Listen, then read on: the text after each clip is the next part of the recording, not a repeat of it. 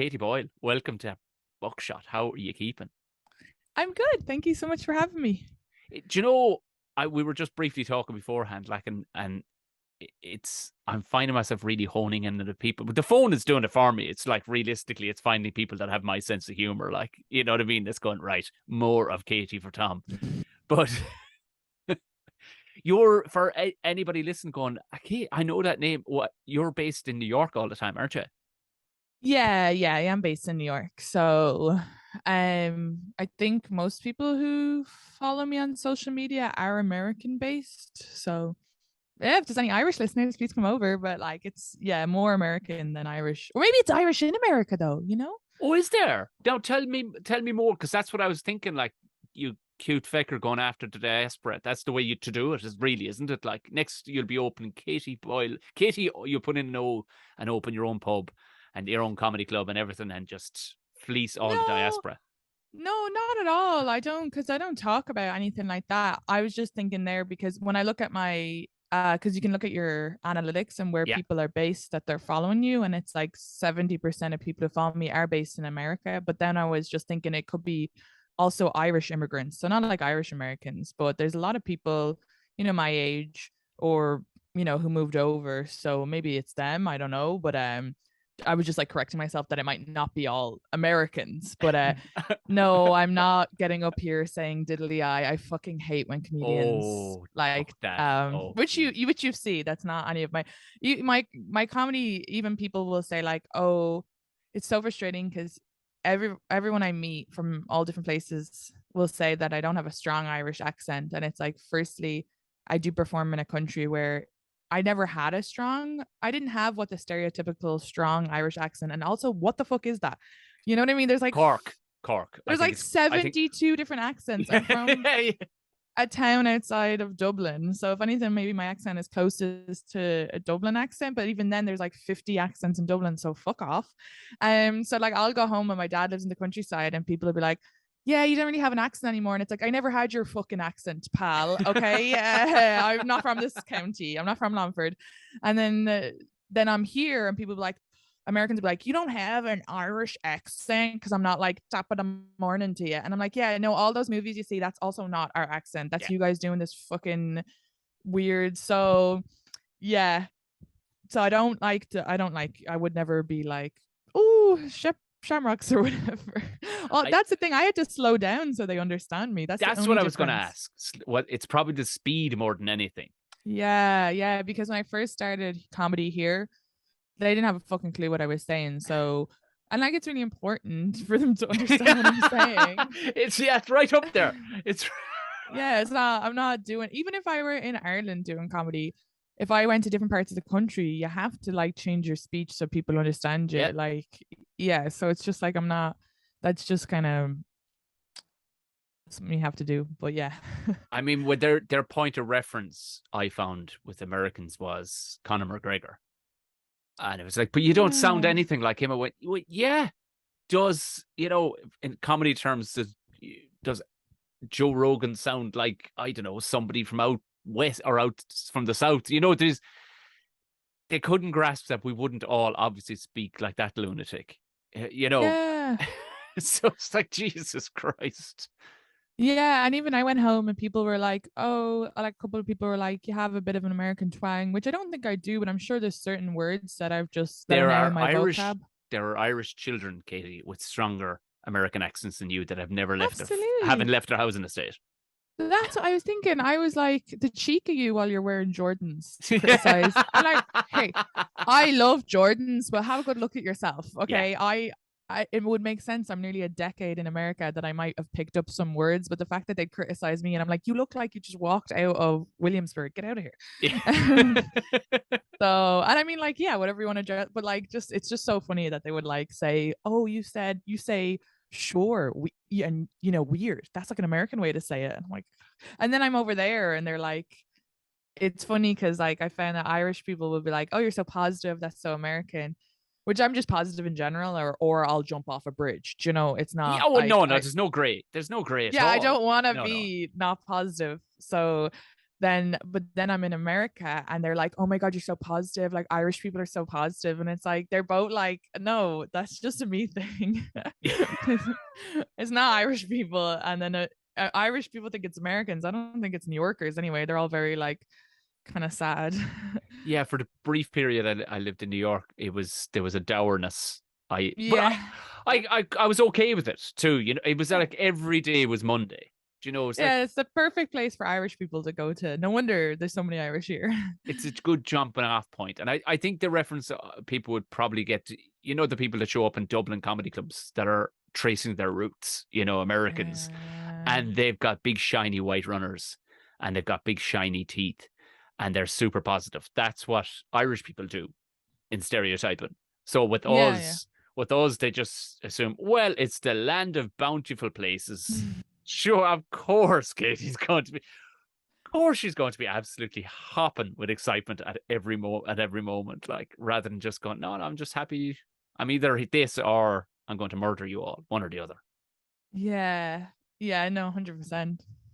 Where is it Kildare originally? I'm from Kildare, yeah. It wasn't because I lived in Leixlip briefly. Yeah, I'm from Leixlip. Yeah, it's actually not a bad spot. It's not a bad spot.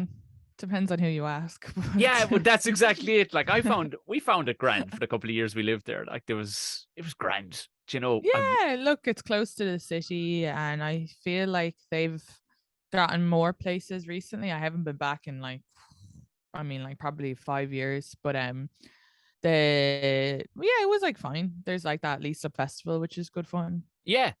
No, so you're 10 years in America. That's amazing. Because I was trying. Was it not 10 years? No. Well, I just rounded it up to a decade, but it's 8 years in November. Era. Close. 10 years. Yeah. So what was the decision? Was it straight out of college kind of thing or later fuckers? Yeah, pretty much. Just I went to art college, so they kind of say like go to London, Berlin, or New York, and I'd gone to New York on a holiday and I really liked it, and I got the visa, so it's just like feck it. But I didn't stay obviously for art. I stayed for comedy. So hey, that is kind. Come on now, you're doing yourself a disservice. It is art to a degree. I mean, if you know, it is art. Is it art? Is it considered an art form? To some people it would be considered entertainment. I guess it is very creative, and it's like a storytelling considered an art form, or I mean it's like kind of both, I guess. So I don't know. Some comedians would roll their eyes if you said it's an art form, and others would be mad if you said it wasn't. So it's very controversial. It is very. Better not have a strict opinion on it. I know, and I'm just going to turn. Excuse for being so rude. I'm going to turn off this phone because it keeps on buzzing, and I guarantee it's a bloke that keeps on making a bollocks of a poster that I've. We can discuss that in a minute. Wait, what did you say? You broke up. Sorry. I'm just going to turn off this phone 1 second because the guy that keeps on making a bollocks of it, he keeps on spelling my name wrong. Keeps on sending me a poster going, "Is this one okay?" And I'm like, "Yeah, it's grand," but you keep on spelling it, and now I'm fucking done with him. So I'll just turn this off 1 second, Katie. No worries.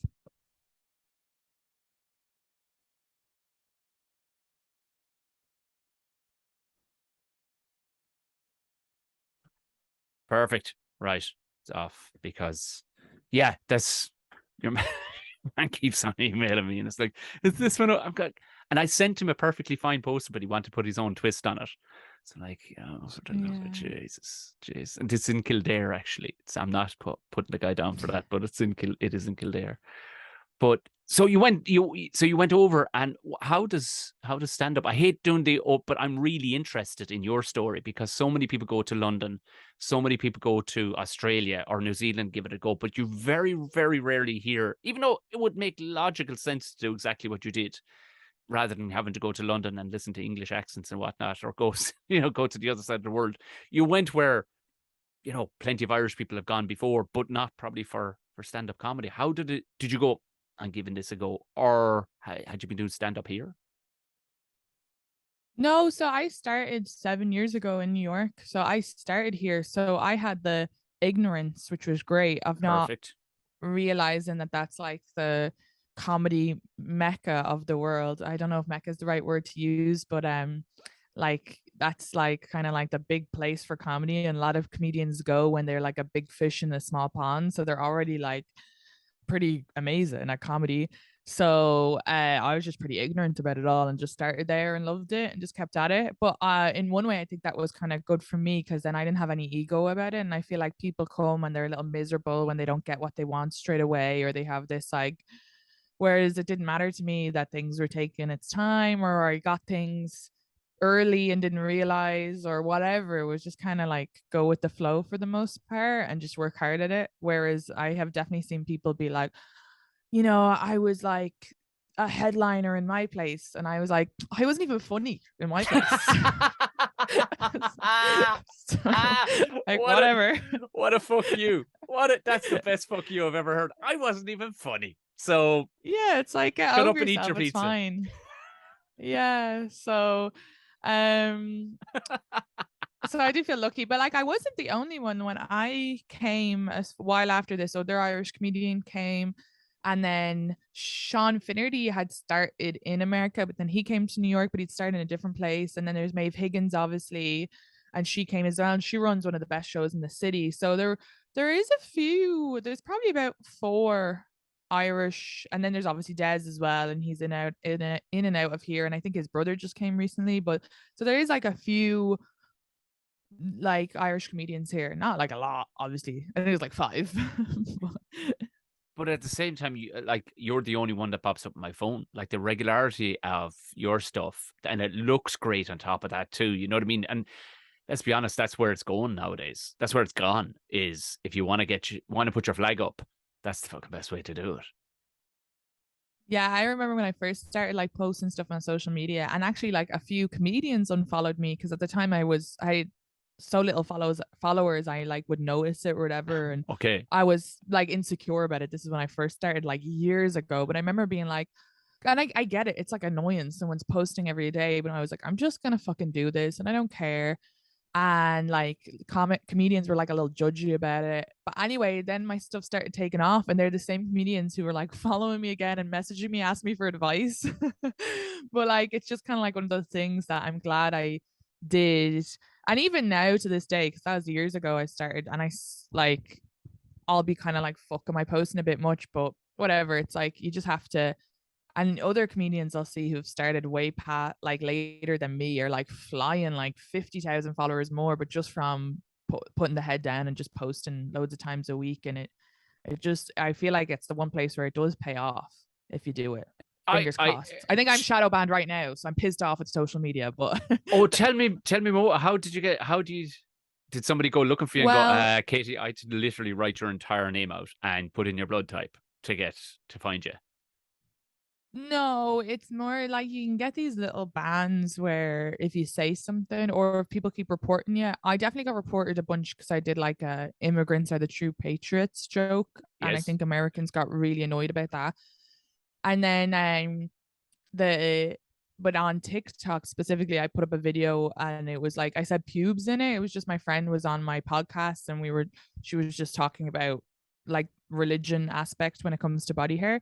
Yeah. But I think that's one of the censored words. So you can tell because they'll do it for like a few days where like anything you upload will have like no views. And I had to like unload the app, like delete the app and reinstall it. Like, cause I was looking online how to like fix that. But yeah, TikTok's fucking insane. Like you can post videos about how there was like a trend where men were talking about how they'd kill their like girlfriend, or like how easy it would be. Like I could push you in front of a bicycle, and like that became a trend. But you say like pube or any sex education stuff, or like they really censor a lot of that stuff. So it's just so annoying.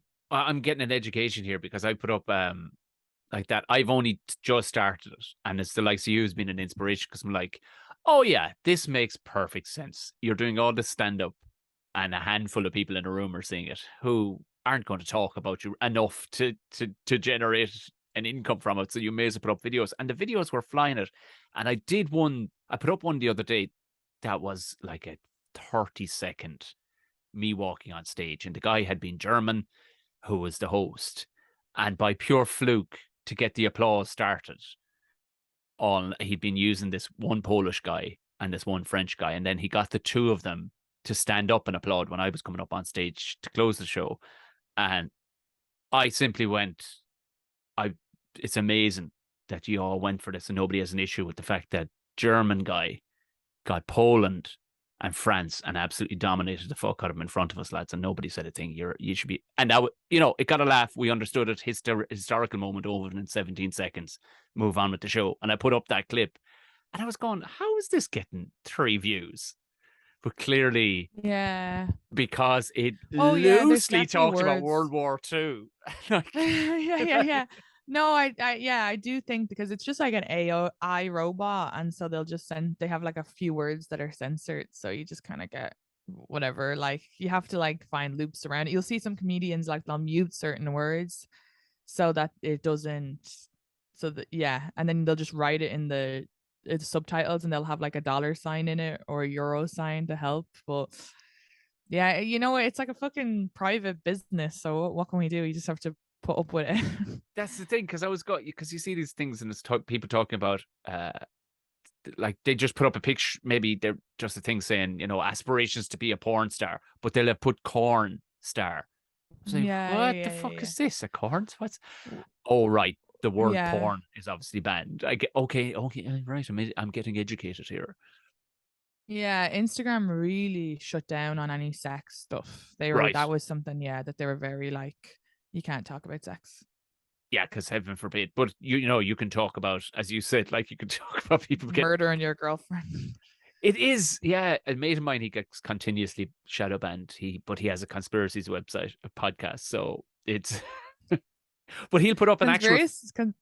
Yeah, sorry, go on. Well, conspiracies are so funny. Yeah, my friend is from. No wait, who is it? Yeah, my friend did something about being Muslim, and she's convinced that it was shadow banned. And my other friend is from Palestine, and she posted something about Palestine, and like her other videos were doing great, and then that one like tanked, and she was like convinced she used the hashtag Palestine.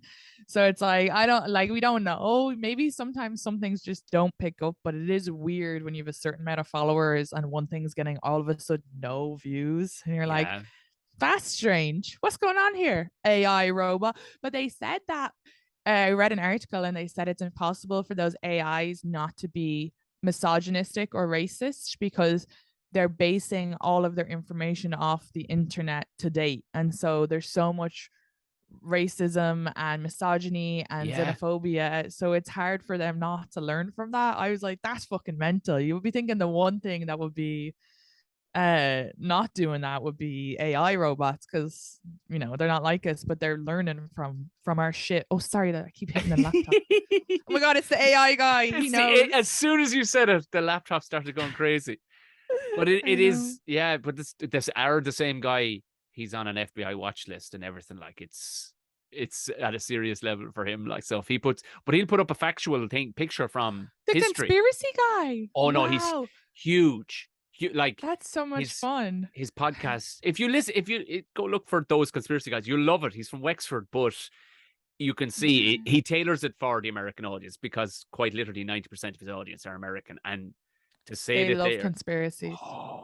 They love it. Oh, they love it. And he knows all the American politics and all the rest of it. Like when I go on it, I'm just talking stupid stuff like about Mickey's. You know what I mean? Because I'm an idiot. Like, so, but he does know all. But you'd see it. He'll put up a factual picture on Instagram of, say, Hitler maybe fucking in a pink, because there was like a variation of the Nazi uniforms. They were trying different colors, and there was one where they were pink, and he went, mad, isn't it?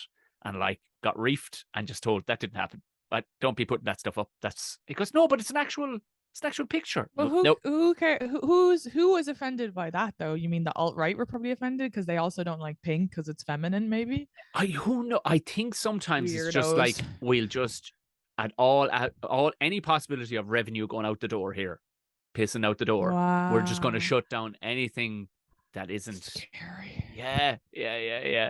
But I suppose that's if we're hanging our hat on it to the same point, though, it's been brilliant for the likes of you, because you put up short clips that are just, you'll get your laugh and you'll move on. It's really smart. Is you'll put up like a minute, and that's, you know, And it's like lovely. Yeah. And you'll remember you They too, you know, that kind of way. they say the best clips to post now, because after the pandemic, people's attention span got shorter. So it used to be 13 seconds, but if you can post 7 seconds.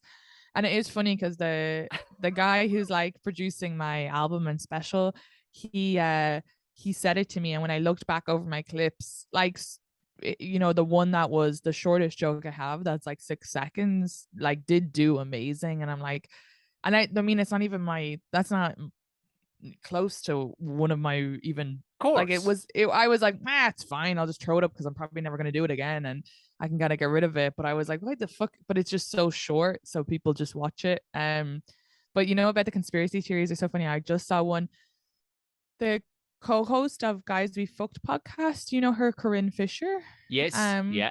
yeah, so she's amazing. She started doing these duets, and one of them was of this girl who has this viral video, and I went and watched it, and she's an American girl, and she says that feminism is a conspiracy, and she's a reformed feminist. Reform. And I know it's such bullshit. She was like, it's a I know, stop. It's a She said it's a corporation conspiracy to get more people to work, so they put women against men, and now women are stepping away from having children and they have to work.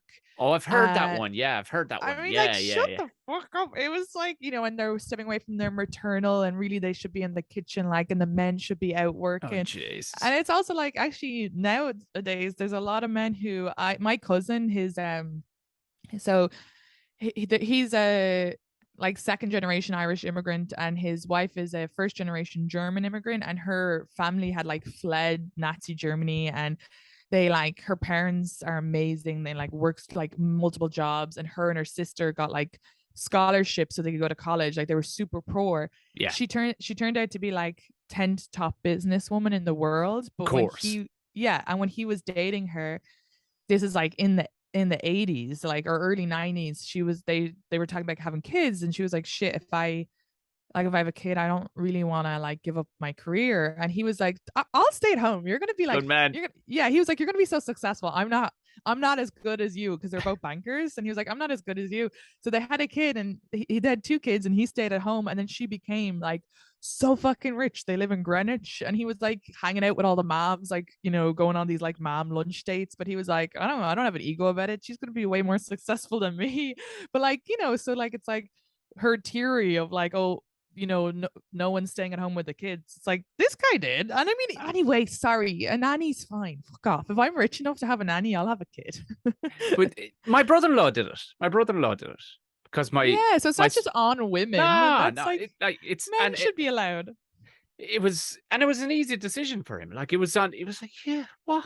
No, it's what? Like, because my sister has done well. Like, she was like, well, no, what do we pay? Do we pay somebody a fortune, or do you want to stop at home? I'll stop at home. I'll have the dinner ready. Go Yeah, on, you're yeah. grand. I would Like, love that. I would love to have a stay-at-home dad it's making me dinner. it's I think these days it's six one half dozen the other, whatever works for you. Like, I think Yeah. people do love to project these big holy Jesus moment, but really it typically boils down, all these things and conspiracy theories and everything, all these things boil down to like like what's happening in the moment. You know what I Yeah. mean? It's normally amongst the couple. I did hear the one, like that one, all right, that they were claiming back in the 60s or 70s that they were trying to get women to work for tax purposes. I can kind of buy they want to fucking tax them.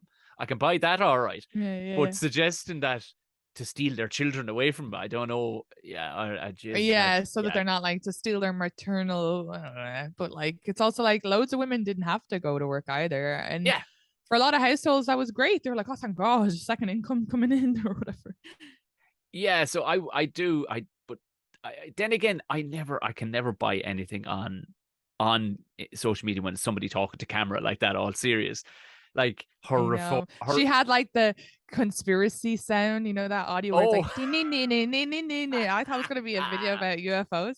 I do love all that UFO shit though. I watched there's like the History Channel over yeah, here, and it has a prove it wrong, or so, I don't know. I was doing shows in Canada, so I was just like watching whatever they had on the TV, and it was like super interesting. They were like either saying that this could be a UFO picture or like debunking it, and they kind of like or deproved it, whatever the word is. They deproved a lot of it, but it was like fun. That's cool. I really like the idea of the aliens one, but I like the idea of ancient humans one too, that were way older than that one. Really gets me going. That we're What's actually, that one? oh Jesus, Katie, I'm sending you down a fucking rabbit hole here now. I love this shit. You will go bananas because the actual evidence is there. There's whatever about aliens and Sasquatch and all the rest of it, but you know the way really the history books don't go beyond like 7,000 or 8,000 years ago. You know, they go, well, there was the pyramids, and then fucking before that we were scratching around, and then there was ice, and look, yeah, and that's where they kind of leave it. But it would seem they were saying, you know, there's no real link to just a handful of us were wandering around in the snow, and that's it. Let's just forget about it.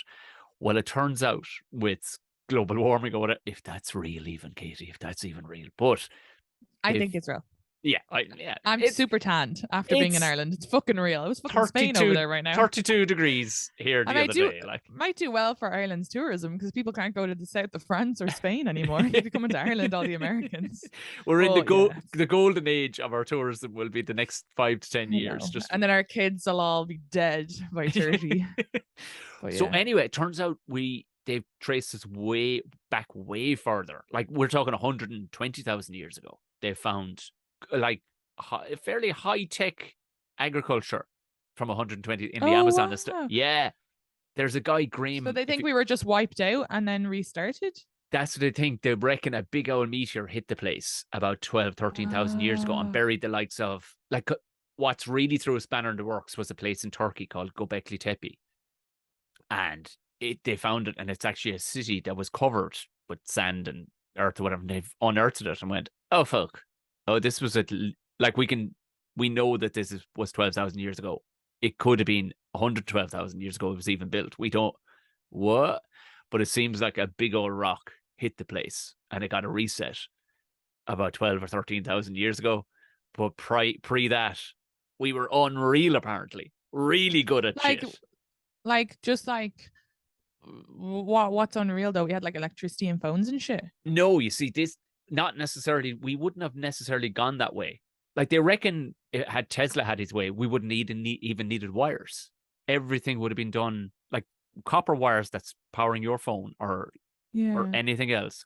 That is archaic. We're apparently at least 100 years behind where we should be because the likes of JP Morgan and stuff like that had a copper mines and went, well, I need to be selling this fucking copper as wires. But Tesla had worked out a way of transferring electricity across a room using the atmosphere. So he was like, what are you talking about? No, that's like putting square wheels under a car. Fuck off. And he was like, well, I've got a load of square wheels. Basically this, so we're behind. But no, in what they found in the Amazon, a thing that would only be through a really intricate way of doing it in a lab and converting really shitty soil into really, really good quality soil. Wow. They found swathes of this soil and we're like, because it's pure muck, like we're talking, you could do nothing with it. But these swathes where they were growing stuff was this particular soil where through some very, very strange way they were able to turn this soil, not just from being shite, but into super high quality stuff just to grow in these lines. And he was like, that. So like, we may not have ended up going down the path we went at all with cars. Yeah. Do you know what I mean? And like we might transporting ourselves a completely different way. Like we could have gone a different route altogether. But the world's major archaeologists, what makes it very dodgy, they just signed basically an NDA to every archaeological crowd in the world going, you can't be talking beyond 10,000 years. Well, that's it now. No more. No more of that. That's Don't be talking. So weird. But that's like a very like our people, our set of humans or whatever. Yeah. You know, when you say about like the copper mines, but it's the same with global warming. They could have stopped it a long time ago, but they just want to sell. It's the same with even the food over here. Like all the people with diabetes and struggling with like obesity, and they had all this corn, so they didn't know what the fuck to do with the corn, so then they just put all this corn syrup and everything, and like it doesn't even, or even like their Subway bread is like illegal in Europe. It's just, they don't everything they could do to make the future better, they're just so in the moment. It's like money now, and like I don't know, it's just mental. That is kind of what I think the world now realizes about America is that, oh, that's what you base everything on, is just money. Just based on, now find me a country that doesn't have some basis in that, like, you know what I mean? But America are so superpowered like that. The corn syrup, sure, I mean, that it's literally so inert, no human should be touching the stuff. Like, you're not supposed to be anywhere near it. Wild. How do you kept in great shape? Because I blew up the first month I was in America. Now I got myself back on track, but I, like, their portion sizes and everything was like, and there just seemed to be sugar in bread. Like, why does bread need why does that need, come on, lads. A bit of old bread doesn't need sugar. I did blow up as well for the first 6 months, and then and I mean, not blow up, probably just went a size bigger, but enough that fucking people still mention it 7 years later. And like, drives me up the fucking walls. Shower of bastards. Do you remember that time, Katie?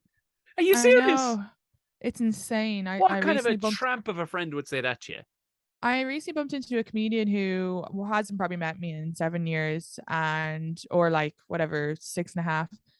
And he was like, another comedian was like, you know, Katie? And he was like, no. And now he's been kind of off the scene. He's shit anyway.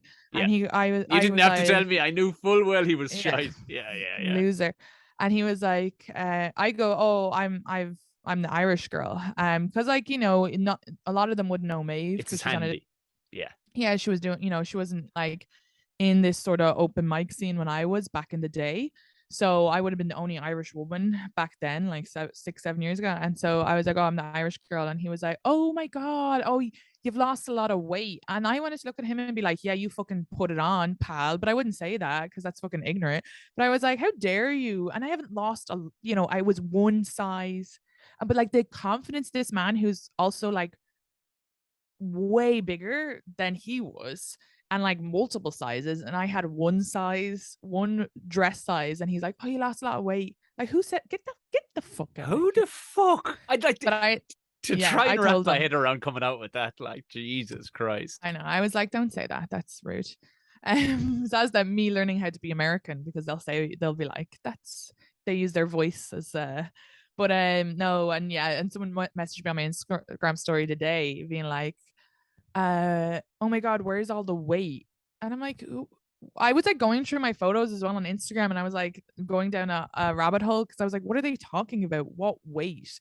And like, I haven't had, and I'm just like, this is insane that you would think. Plus that also encourages like eating disorders. Just don't. And it's just like another thing with women. It's like, we have to be like, our weight is always commented on, you know? It's like, oh, I've gotten it a fair bit. Like, apparently I'm a big fat fucker now in comparison to like photographs from 11 years ago. Like, fuck off. And I know it, like, one bloke goes, Jesus, you were tied to your man back then. It was like a picture from somebody's wedding that got posted up or something. It was like from 10 years ago. And I went, man, you can't put your arse is hanging out over the back of your trousers. What are you fucking talking about? Like, what are you talking about? You're an absolute fucking write-off. Like, people don't like the confidence to say things when they're like, why don't you just go work on yourself first? Like, get out of here.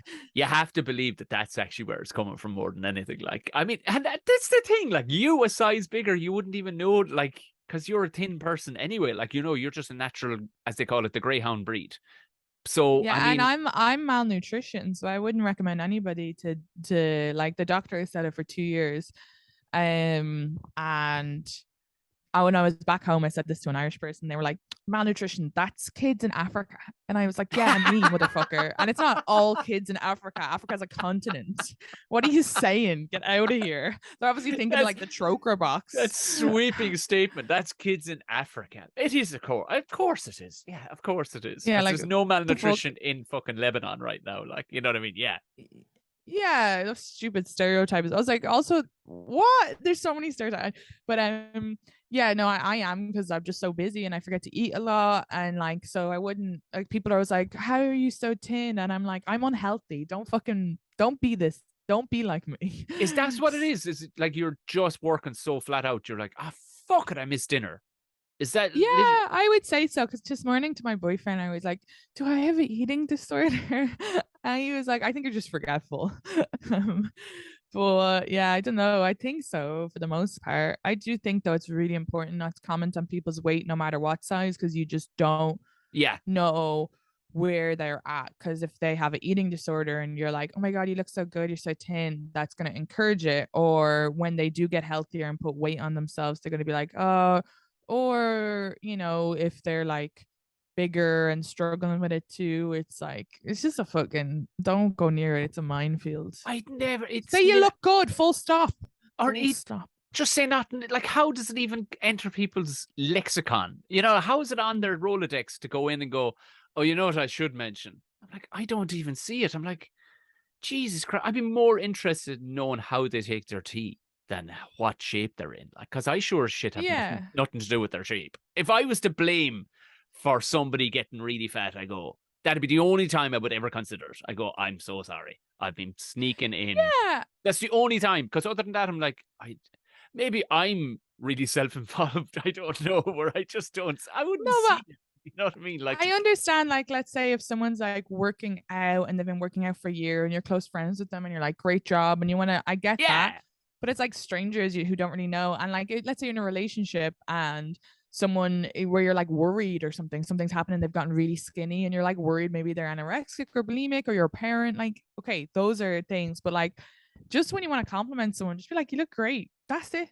Finish the set. My uncle, when I was home, and he's a lovely man, but he was like, you look great. And I was like, you know, just like, yeah. And he goes, much better than last time I saw you. And I'm like, that was like 5 months ago. I literally go to him. I was like, wow, that compliment really took a nosedive, didn't it? And then he just started laughing. But like, it's so Irish. Like, just stop. also, I think people, some people are very fucking awkward. Do you know that kind of way? It may come out of their mouth, out of their face, and then they're going, "Oh, I don't know how to deal with what I just said." No, this is. I found that And with people, yeah. like, you know, they'll come out, stuff will just fall out of their face, and they're trying to say, like, we speak for a living, so everything, so quite a lot of the time, not always, but quite a lot of the time, not that it's calculated, but there'll be a, you know, there'll be guides up and we're heading it in the right direction at the very least. Like, whereas other people, it's just floundering out of their face and you're going, for the love of Jesus, would you not stay quiet instead? Like, you know. Yeah, and a lot of people just think it's like that's what they would love as a compliment. So of course it's like when it's not like out of badness, but yeah, it's something for people to definitely think about. Tell me this, because the New York scene, as you said, like, it is a mecca, if a mecca is the right word, but it really is, like, it's the sort of place where you can bang out like 3 or 4 gigs a night. Like, if you were, you know, if you got your directions right, like was that you for the first couple of months, or were you hooked straight away? Like, yeah. As soon as I did it, like the next night, I was out doing like 3 mics a night. And I started running a show like 2 months in, and then I was like barking for shows and which is like explain barking to people listening. So it's just like out on the street being like, come into the show. And so I was doing that for like this comedian for the first 6 months. And so in a short period of time, I got a lot of stage time, but I was like willing to do anything for it. And then you get to a point where you have to stop doing that because then people will just book you because they think you'll do something for them. So yeah, you got to get good enough to.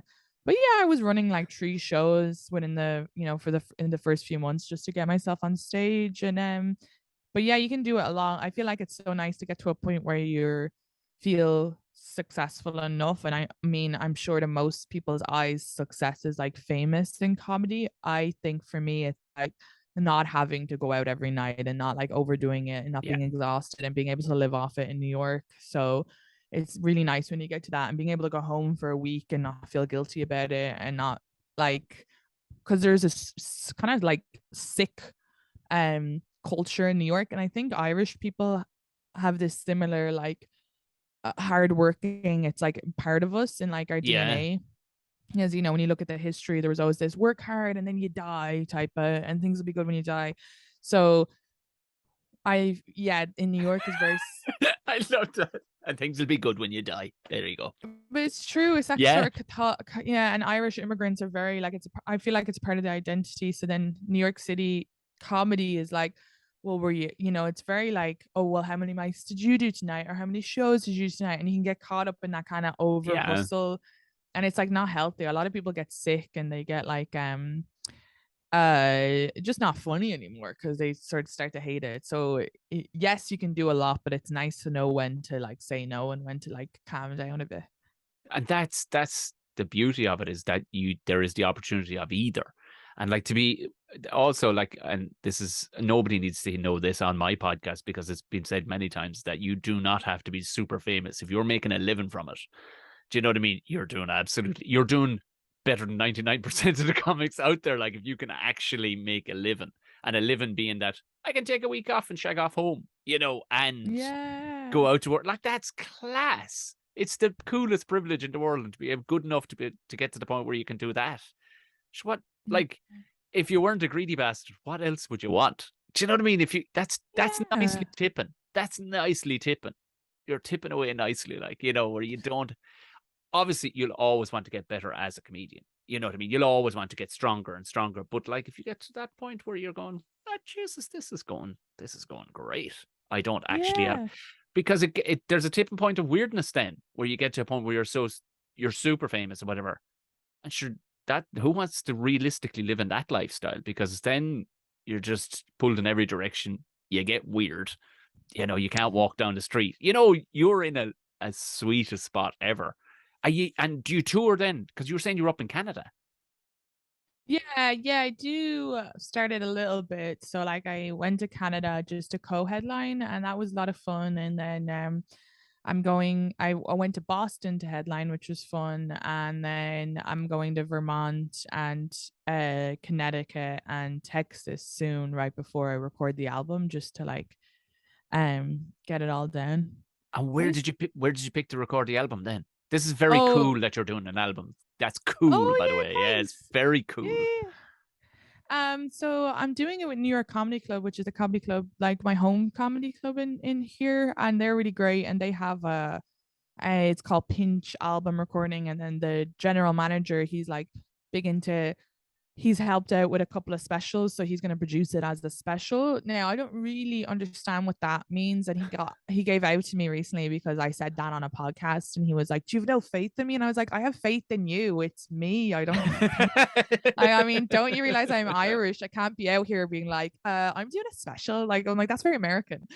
Even We'll the word see. special is like, I'm grand. I'm doing a grand Yeah. thing. I don't know Yeah, if I'm it's doing a special. I grand. leave that up to you. It's Yeah. So I was like, I have all faith in you and your like production and all of that stuff, but I still have to deliver on the day that it'll look well all together as a video. Like an album is different. It's like, yeah, it's 100% going to be an album. And he already said to me, because I said this on a podcast, he was like, it's 100% going to be a special too. And I'm like, yeah, grand. But we just don't know where it's going to be, whether it's going to be on their YouTube channel, if it's going to be on mine. He's pitching it to like a cool place, but they, I might not be what they want. They could want, there's one place that he has in mind that if they say no, he wants to do it like YouTube, because he's like obsessed with how like all the comedians post their specials there now. But yeah, it'll be a video element of it somewhere. So, and I have a couple of fun ideas for it, like a lot of the Americans comedians when they record their album. They'll have like a host and an opener, but I've decided not to do that, in the typical Irish way. Like my dad always says, why pay someone to do something you could do yourself? yeah. So I'm just gonna do it all myself, and that way I can like go up and like talk to the audience, get as much crowd work in as possible, then do my hour of material. Because it's kind of like I have the room. I'd rather just do it all myself and see Yeah. what kind of bits I can get out of it to like promote. Like I'm gonna use the crowd work bits to promote it, and then for the special, I thought it'd be fun if we do it, like to have like little chapters and stuff, like Class. like in the old movies, where it'd be Yeah. like every time I move into a different set of material, like, like the family material now, and then it would have like the little places so people can kind of pause and come back and just make it different. I don't know how, but I need it to be different, something that'll stand out, fingers crossed. I do. I love the idea of that you could, and give it a title. You know what I mean? Yeah. Proper It's design, called old school design around it too, like chapter 7. Right. Yeah, You yeah. know, Katie Yeah. goes I to thought that school, and then cuts to you yeah, going, yeah. "Fuck school." Yeah, this is why she's fucked up. Yeah, just parents ruin us or whatever. So yeah, and I'm going to call it I'll do it myself too, because I have a joke about my dad saying that, so it kind of all ties in. But yeah, look, it'd be no matter what, it'd be fun. Comedians put a lot of pressure on themselves when they're doing their first album. They're like a lot of older comedians are like to me, don't do it that way, that's insane, don't try to reinvent the wheel. And I'm like, but like whatever, if it doesn't turn out the way I want it, it's like not the end of the world. Like I was just watching Sharon Horgan's Catastrophe. Yes. Yeah. And Rob Delaney in it is great, and he's so funny and he's so successful, and he didn't have a great late night set. And I think that's like good for people to know, because it's like, I think there's all this thing on like you can never fail. And yeah, look, if you're fucking failing the whole time, maybe change career. Yeah. But like this stress about not failing, I think it makes people worse, where it's kind of like, look at him, he had like a known to be like one of the worst late night sets, and he has like an amazing TV show and an amazing career. So it's kind of like, it's grand, it's like not the end of the world. You just pick yourself back up again. So like with the album, it's like, I'll do it that way, and maybe that won't sound great, but then I'll do it a different way in the future. That's nearly a lesson for life for anybody in any job that's doing anything. Like, to be grand, you know what I mean? It'll be grand. Do it grand. Do it to the point where you're having fun at the very least, because so many times when I put so much pressure on myself, for big gigs and stuff like that. And then in the moment, then it's gone. And you're like, I'd say that was good, was it? I don't really know, because the build-up was horrendous. I had to put myself through this. Oh, yeah. Do you know, like... And you're just not as funny. I'm never as funny when I get nervous. And like the other night, I was doing all these shows in Canada, and I was having so much fun. I was so confident. And like then a childhood friend came, and the show was still grand. But I was like aware. The second you said it, I knew it. I knew it's the fly in the ointment, isn't it? I felt like all of a sudden I was aware of my body movement, and in that moment, like I remember being on stage, and I was, we're doing 30 minutes each, and I was like probably about 4 minutes in, and I was like, I need to pull out of this, because friends are gonna come to my album recording. I can't, like, they want to support, they're gonna be there, so I can't be in my fucking head. And I don't know why we put pressure when our friends are there, because your friends are the ones to she was laughing the hardest. Even when she was laughing, I was like, it's not that funny. Do she's being like, they're going to be as supportive, and it's like we put all this pressure. But that was good then, because then I was like, I need to learn to not let that affect me, or but yeah, it's just, you just can't be. You'll still be funny, but you just can't be as funny when you just don't give a fuck. Sometimes I've gone up and said like new jokes that don't make sense, but I've said it in such a I don't give a fuck that people have laughed. And afterwards I've been like, I didn't even say a word in the English language, but they're just laughing because I was so confident the way I said it. Isn't that strange? Like that, and that is the flow state that they talk about. Like, you know what I mean? Where you're just going, fuck it, here we go. I'm going to enjoy this. Where you actually probably crack yourself up too, which is kind of obnoxious in one way, but especially since coming back after lockdown, realizing how much I actually love it. I was the same way, in that the best that I've had were where it just got so silly. And I actually start laughing at myself. But in a way, like going, I shouldn't be fucking laughing at this, lads. And I literally point out exactly what's happening. Going, I should be the one just only delivering this, but this is some crack in it, lads. Can we just step back for a second? Aren't we having some crack? When a comedian's genuinely laughing at themselves, I love it. When they're laughing like, and it's it's like nervousness, it's not good, or sometimes they'll laugh and like cover up the punch or whatever. But when you see someone like is genuinely buzzing off the audience and they're having great crack, it's like, that's so much fun. I love that. It does. But now there's nothing more conceited than when you see somebody do their set again another night and you're like, oh, the laugh's in the same spot. Oh no.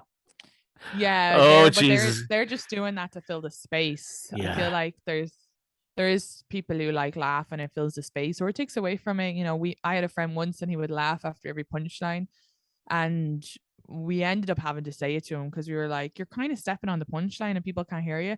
And he was like, oh yeah, I'm just really high all the time. And we were like, maybe don't then. Maybe just when he does comedy, when he's not high, he's like, it's like a different, it's amazing. It's so much better, because he's like genuinely laughing instead of this forced, like, kind of, I don't know. And when do you record then?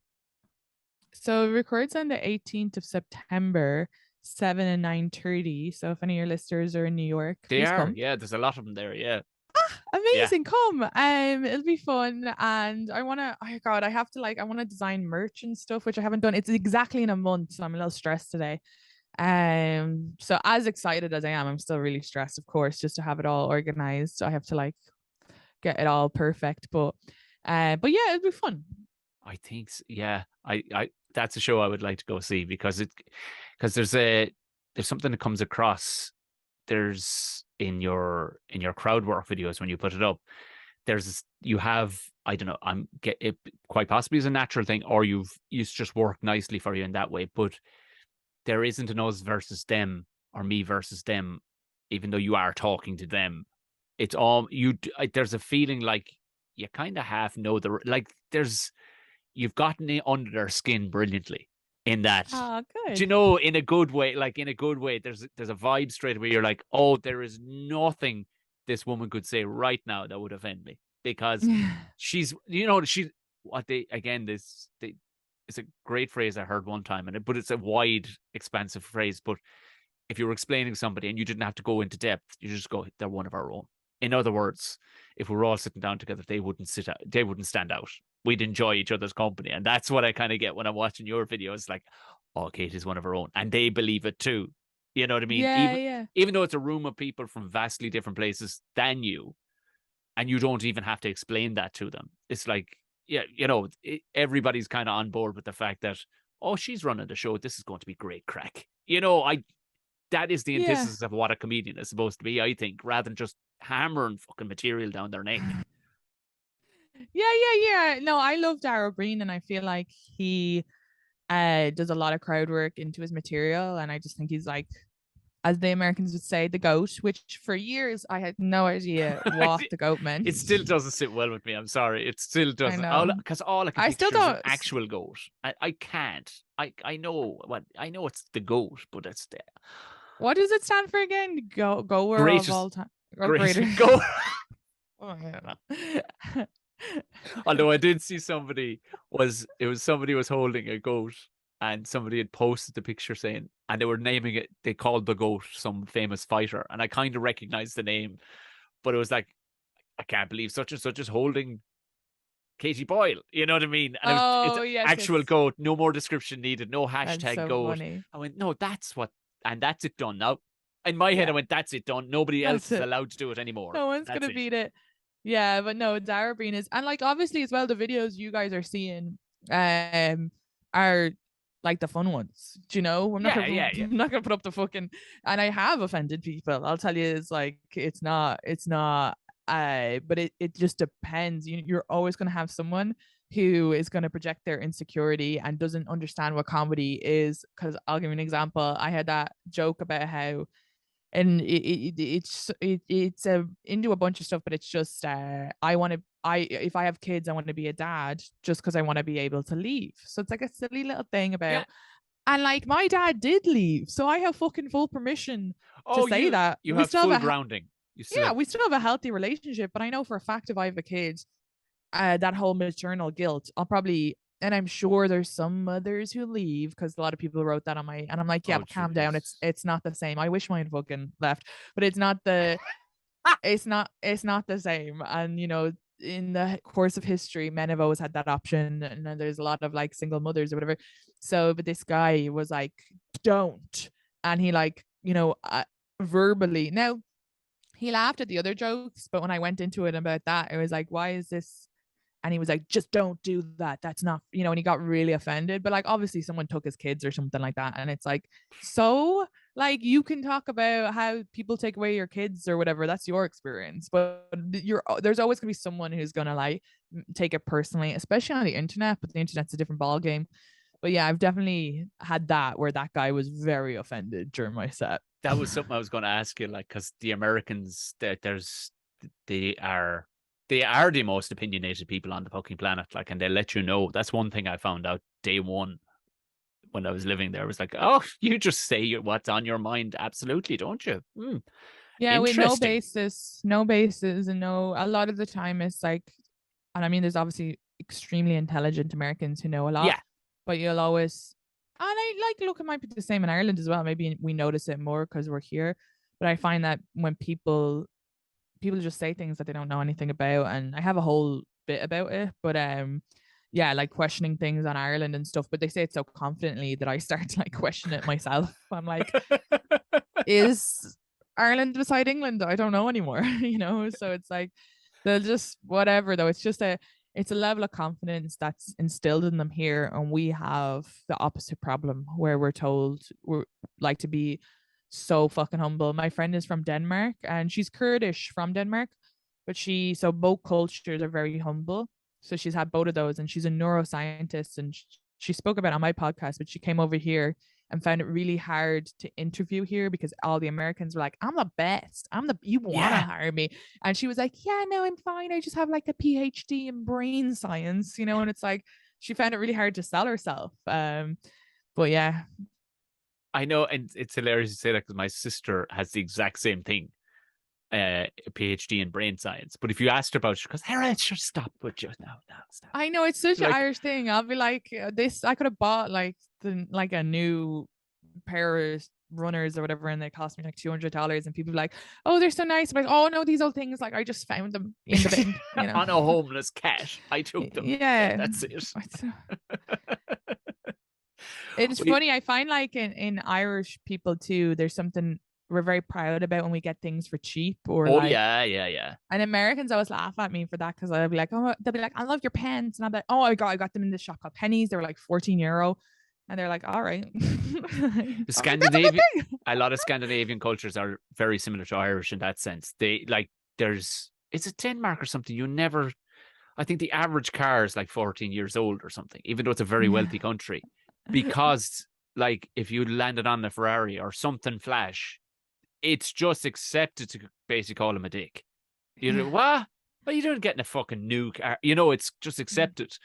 But it's funny. I rarely have gotten guff from audiences because a lot of the time they're in on it, or it's just kind of at a strangely aggressive level. They go, there's no point because this fella isn't going to listen to us at all, or whatever I'm doing. It doesn't seem. A lot of my friends get people coming up to him afterwards, going, that bit you said about orthopedic shoes. Now, my sister had an orthopedic. You're like, oh, for the love of Jesus. But one of the most memorable ones, and they were American, came up to me in Dublin one night after a show.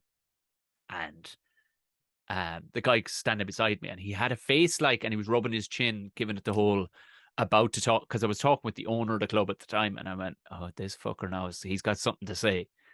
And I went, before you kick off, mate, I'm off the clock. So, you know what I mean?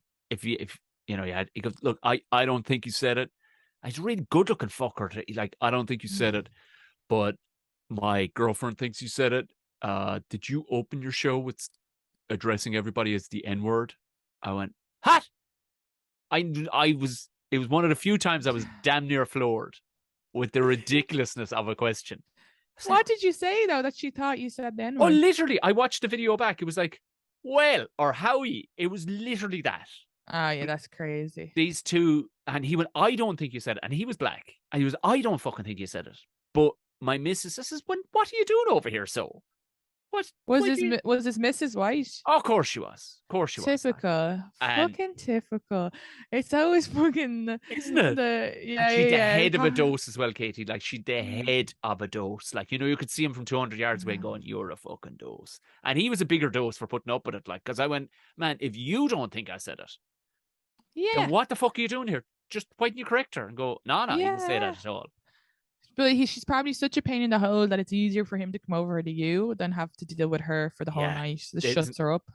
I kind of said something similar. I said, you might want to consider our relationship in all fairness. I said, I'll give you a big background. First off, how long are you in Ireland? He goes, oh, we just flew in this evening. I went, okay, I'm going to catch you up real quick. That word would never be used here. Because funny enough, that's belonging to Americans. Like, it's a room full of white people and you, mate, there's 400 white people in you. Why would anybody get up and think that was a normal thing? It wouldn't make it. And he went, no, I get all that. And that made all sense in my head. And he says, no, it didn't even sound like that. But she thought it. I says, man, sounds to me like she was ready to be offended from the get-go. And he goes, and you could see the guy's eyes twitching. So I said, look, go back and tell her I most definitely didn't say it. And from the horse's mouth. And she can retrospectively enjoy the other 29 and a half minutes that she heard me speak. And he went over, and I walked past him about 10 minutes later. She's just throwing me filthies. It's at the break, you know, or it's kind of, yeah, it's at the break. And she's throwing me filthies. And I just had to, I went over, I went, is everything all right? She goes, I heard what I heard. I went, you fucking didn't hear it, though. That's the thing. There's Yeah, I've another, got a recording, bitch. there's a rake of people here with back. Even your fellow won't fucking, doesn't think I said it. He's looking at the ground. I went, Jesus, man, you need to grow a set. And it was just the strangest, because I heard what I heard. I went, but you fucking didn't, you mad bitch. Jesus Christ. Yeah. I Oh, turned it on stop. her. You'd want it. I called her racist for a finish. I went, sounds to me like you're overly sensitive and not ready for the fact that you're going out with a really good looking black guy. I says, you shouldn't even see his color. That's how.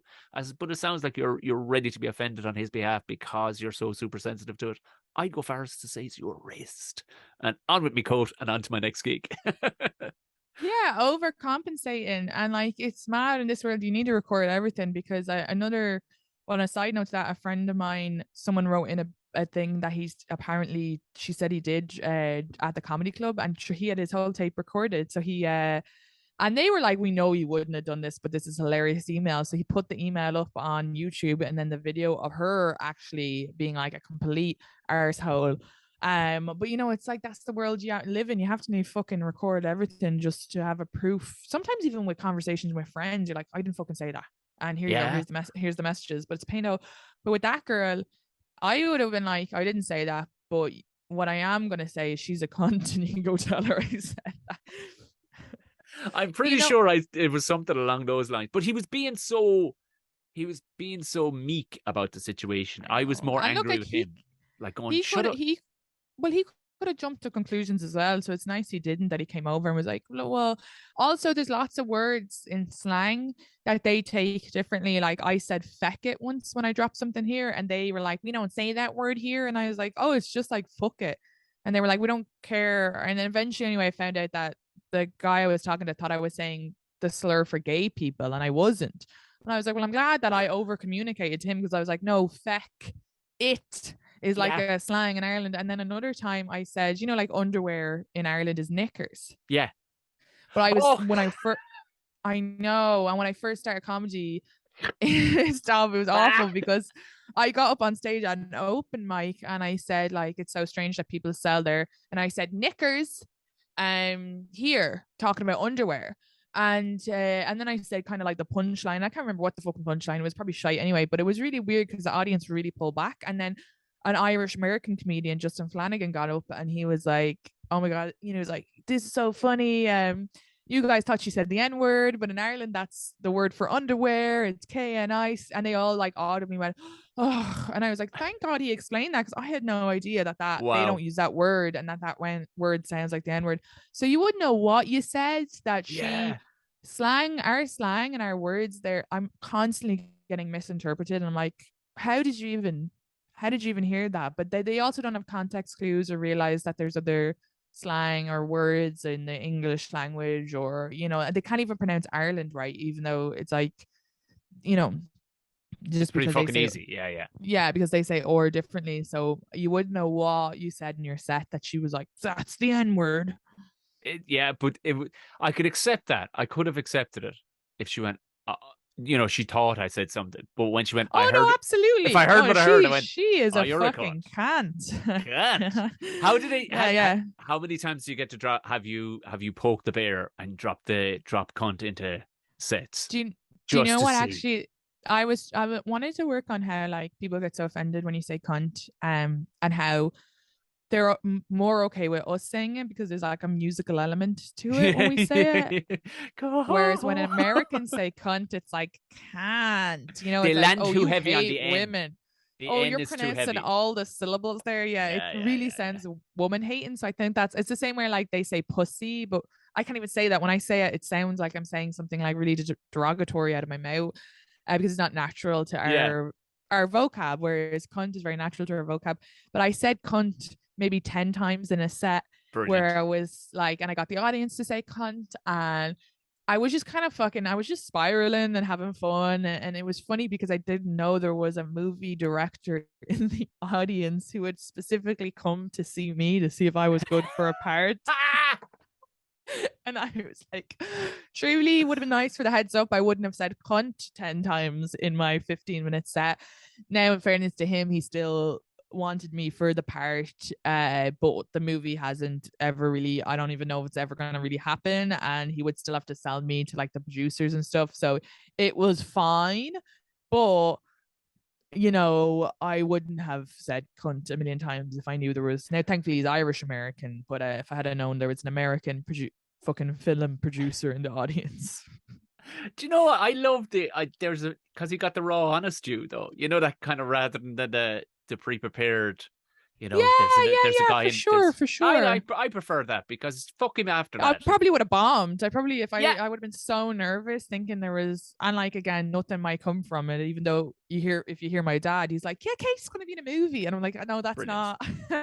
not. It hasn't even It's him speaking yet. to the universe. We're all using our universal. We're to talk to the universe now yeah. for things. Apparently, if you're to listen to the rest of the gurus Yeah, and come shit. on, universe, give them the money to make this movie. But yeah, still. But yeah, so I have said cunt on stage for sure. Fantastic. That's if nothing else. This podcast we've gotten to that. That's amazing. But you have a podcast as well, The Shift. Class Call name. The Shift. I love the fact that you're based in America and you called it The Shift. Like, yes, no doubt they had no grasp as to what you were on about from the opening. Like, and I'm guessing you were talking about The Shift. Yeah. Good. Well, good. An American brought me up on stage once. Usually they'll ask you like, and it's really important there which I feel like it's not in Ireland, but they need like credits. Now I have no fucking TV credits, so I'll just say my podcast. I'll just say, oh, you can say The Shift. And so she got up and she was like, she has this amazing podcast about bartending and waitressing called The Shift, and it's not about that at all because it's about kissing and sex and relationships, but she obviously just thought The Shift was like the shift at work, and she just made up. Or other people have gone up and been like, she has this she's the host of The Shit podcast, and I have to get up and be like, yeah, it is shit, but that's not what it's called. Like, it's The Shift if you want to listen to it, but That's I had, because in mine I was thinking shift as in you're going to pick something up and move it over there, but that was just how you shift that fucking thing. But the shift, like working a shift, yeah. So yeah, it's just kissing, dating, relationships, whatever sex. I mean, sometimes it's just the chats, but we talk a lot about like, me and the guests are just like maybe new dating terms or dating in or like some people talk about their shame, like a lot, like religious stuff or whatever. Like, I do feel like Ireland, we aren't religious, but we kept all of the shame, so we kind of gave up on God but kept all of the bad parts of religion, which is wild. I don't know why. And like, people will be like, no, we don't have shame. That's bullshit. Ireland is so fucking, when it comes to women, like, oh yeah, we can have abortion now and we can have gay rights, and that's great. We are progressive, but we're still fucking internalized misogyny. Like, women slut shame, we slut shame ourselves, we have shame when it comes to masturbation. And I hope that the young generation are getting better, but I think there's still a lot.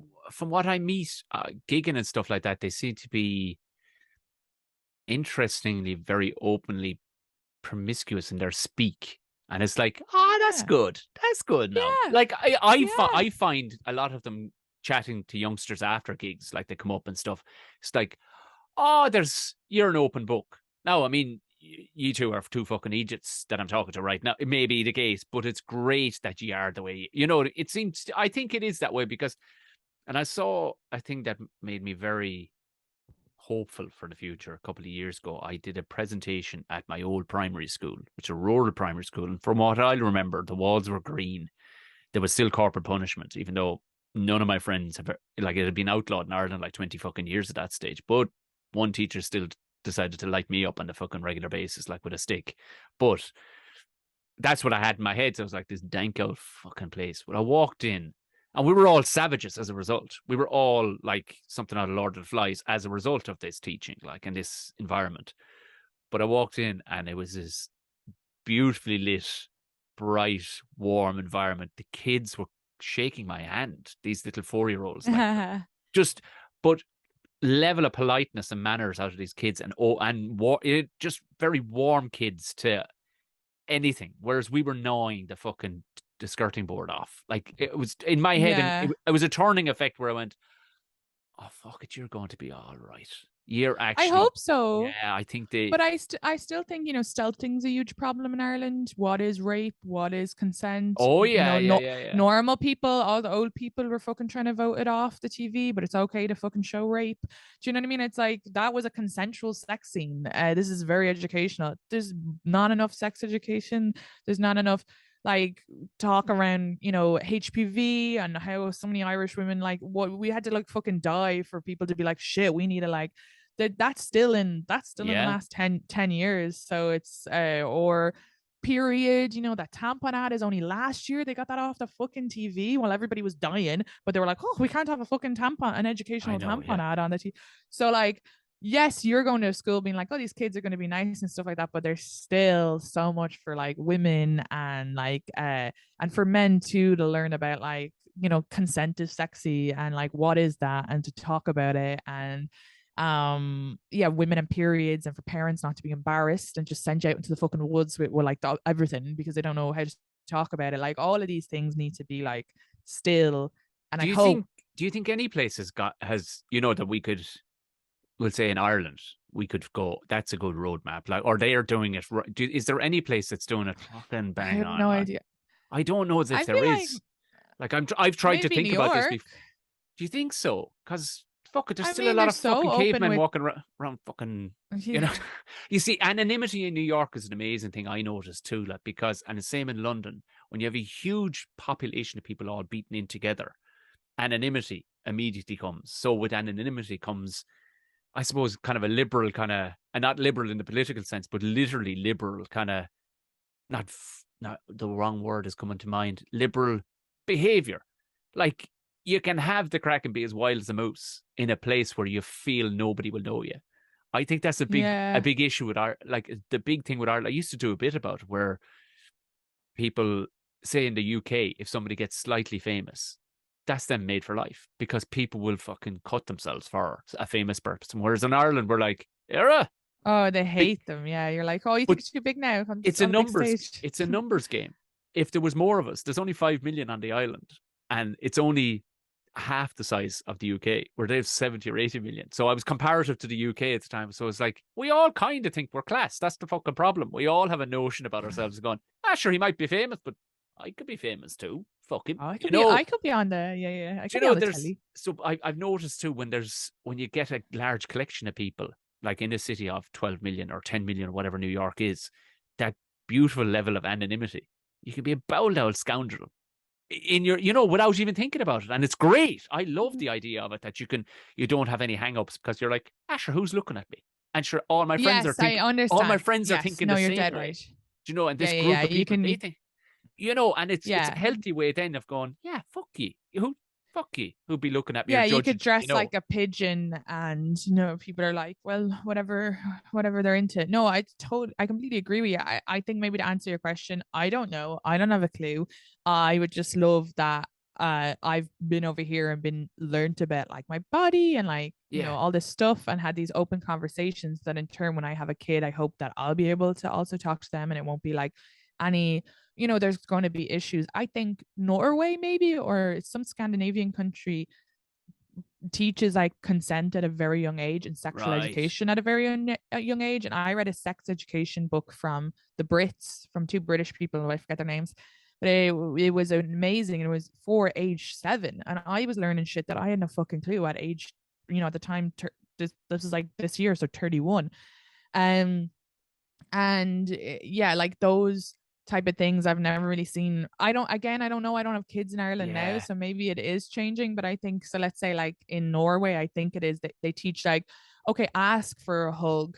And like, and Irish people that's so silly. Why would you ask? But actually that's a great thing to develop for kids to ask, can I touch your body? Hey, can I be in your space? Yes. And like just saying, hey, can I hug you? That's like, oh yeah, of course. That's like, what a great. So they're already instilling that in young children in school. And I think that's where it needs to start. And I think take the pressure off the parents. The parents are like uncomfortable. I think teachers should have to be trained in like proper sexual education in classes, like what are periods, speaking to the boys and the women in the same room, so they know like Yes, this yeah, is what women go through. This is like the pressure to say no, and have those conversations as they're growing up. I think will be really helpful, because you're like, oh well, these young girls are promiscuous now, and like, yeah, that's great. I was fucking promiscuous and saying yes to things I didn't want just because I yeah, didn't know how to communicate, or I was stelted and thought at the time, oh, that's my fault because I was so drunk. This is in the last 7 years. That's coming from that culture. yeah, yeah. I can only imagine that. I was hopeful at that in what you were saying, that kids need to be. I must actually ask a couple of teacher friends of mine, what have they been upgraded to talk about now? Yeah. That'd be interesting. I'm actually meeting a couple of, there are two teachers, but they'd be very forward thinking people too. Like, so I wonder what they're, God, that's something I'm going to pick their brain about, because we have a 3-year, well, he's about to turn 3. And we're terrified. We know nobody with children. Like, I didn't know any children growing up, bar when I was a child. It wasn't like on our road there was a bunch of kids, or we had small ones in the house. Like, literally, this is the first child. So we're trying to raise him. Kindness is all we know at the minute. Can you be just kind to every fucking thing? Do you know, that's where we're trying to get Yeah. across. And it And was it's yeah, and so far. it's so easy for me to say I don't have kids, I'm not a teacher. So maybe some teacher be like, don't fucking put that on me. But like maybe there could be like a health teacher in every school that's kind of underneath there. Like they can go, like in the American schools, they have like a nurse they can go to. Yeah. Yeah. And Yeah. I used to daytime bartend, and the father brought me in like the son's schoolwork, and the son is like 12, and it was all about like, oh, like label this, like that's the clit, that's the vulva. Like what fucking Irish man knows that the vagina is just inside? What woman knew? I remember reading something that said don't clean your vagina, and I was like, what? But What? they were talking about don't shove something up it, because your vagina is just the inside. But sure, I was never taught that. How the fuck would I know that? So like if there's like someone based on every school that is like, we'll do like these classes, and you can go talk to them about anything. You can go about tampons, you can go, and they're like, that's like a course, that's like a 4-year degree. I'm a sexual education teacher or whatever. Yeah. That's how we'll change the world. I think you're right though, in all fairness, because it'd be tough to put on a teacher. Yeah, they might get in trouble. They might say the wrong thing. If it's someone who's like trained in it, because I think too, if somebody's coming in, do you know what I mean? You'd sit up better, because if Mrs. Ryan is your best friend, or Mrs. Murphy is your best friend, you might want to listen to her when she's saying, no, listen now, this is serious, okay? But you might listen if somebody else is, if there's somebody else coming in who's from. I think there should be someone on the school. I think Oh there should yeah, be someone, yeah. and they have like a little office you go to. They're like the nurse or whatever, like the way they do on a lot of college campuses. But by the time it's college, it's kind of a bit late, isn't it? It's for everything, for learning Yeah. manners, for learning anything. You've gone, even secondary school, it's way too late for. You have to, like, if you want to catch a jockey young, it's got to be young. Do you know what I mean? You can't be fucking becoming a jockey when you're fucking 17. A waste of fucking time. You gotta catch a jockey. Yeah. You know, that's the thing. You gotta get him young, get him on the cigarettes at age 4 to keep the weight down. You know what I mean? You gotta. The only way to form things early doors is early fucking doors, like, and instill it that it's not a jarring thing later in life. You're going, oh, what's that thing I was supposed to remember? No, because it's like, that's why none of us fucking remember Irish, because it was just rammed at you in secondary school. In primary school, they didn't really give a fuck. You were able to say "doing Honduras" or whatever. Yeah, you can still do the bits, like, but because it's just rammed at your throat. Like, if you were getting that from early doors, it'd just be ingrained in you as natural. Where you same what all we know right now is, can we make him as kind as possible and see what works from that? But it'll be very interesting. Like, we were up at the preschool to see, to meet the preschool people. And they were the loveliest people, but in no conceited way. They looked like they really enjoyed what they did, and in a lovely, healthy way. But what was very interesting was there was, and this will tell you how probably, well, not backward, but just how my mind wasn't ready for a chap opened the door, like a guy who looks like one of our dads. Do you know what I mean? And he looked like he was the greenkeeper. The groundskeeper was like, hello, come on in. And it was a meeting. Like, oh, what a nice greenkeeper. Lovely. And in and met 3 very nice women. And you're speaking away. And then he wandered into the picture. I'm like, oh, he's still hanging around. Oh, cool. Maybe he just wants to talk about greenkeeping, or, he's the maintenance dude or something. But I felt so ashamed that I didn't immediately assume that he was one of the teachers. He was one of the preschool teachers. I was like, "Oh, I'm a piece of shit."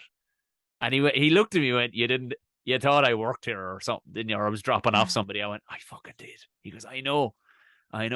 Because he in no way gave off the not the loveliness that the other people were giving off, the women were giving off, but he was still a very nice man, but in no way would you have bought it. Like in a lineup, he went, no, you're not to be blamed. He says, nobody would pick me out in a lineup as being a preschool teacher.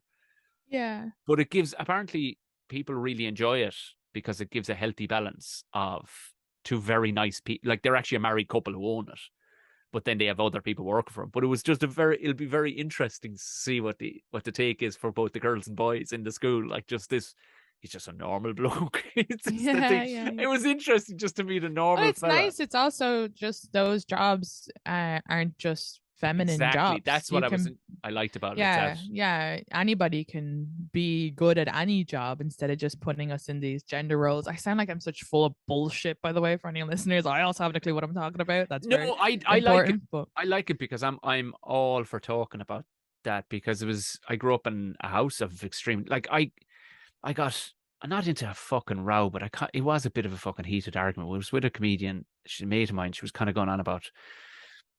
She was able to speak.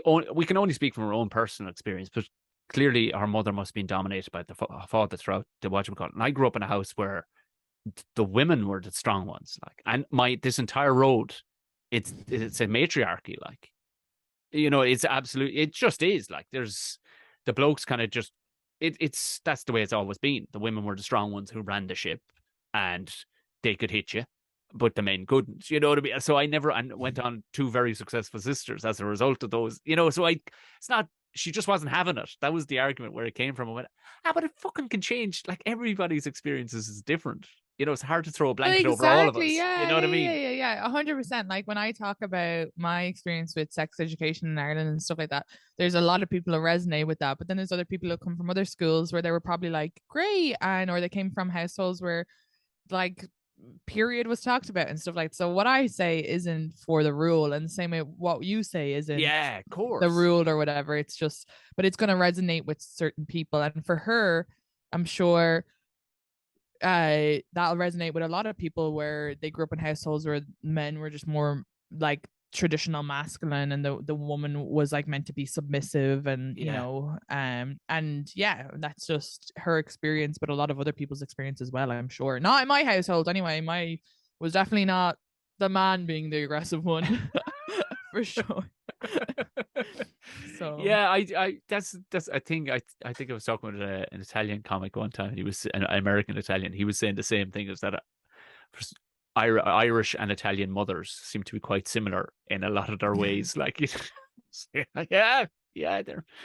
can be wagons, there's no doubt, but do you know what? Ruled with an iron fist didn't hurt me too bad either. Like, at the same time, like, but I think we've probably solved the entire world's problems. I know. I'm so sorry. I waffled on. I enjoy that. No, fuck that. I enjoy that shit, because you have to. No, and also it's no harm to talk to somebody that has an opinion on it too, because so often you talk to somebody who's going, sure, I don't know what, and you're going, all right, fair enough. We won't discuss it, so fair enough. Like, there's no harm. Who the fuck do I talk to? Like, you know what I mean? As well, because as a comedian, you don't really get to talk to people like my wife. Actually, my wife was raised in such a bizarre place in comparison to me. She was raised in, very nice South Dublin. Where are you from? I'm from Tipperary. Okay, yeah. Well, thank you so much for having me. It was an absolute joy for having you on. So The Shift is the podcast, and the date of your filming your special, not your grand, although your grand is kind of hilarious. My grand. As my grand. So that's the 18th of September, so in a month. And and at Katie Boyle Comic is where you can find everything. Tell you, my boyfriend is like half naked doing work right now on a ladder. So we'll switch over to the Patreon link there, and thank you so much. I actually have to head off for 3:30 anyway, so this is perfect. Beautiful, Katie. Okay, It's been an absolute joy. Thanks a million. Talk to you soon. Bye.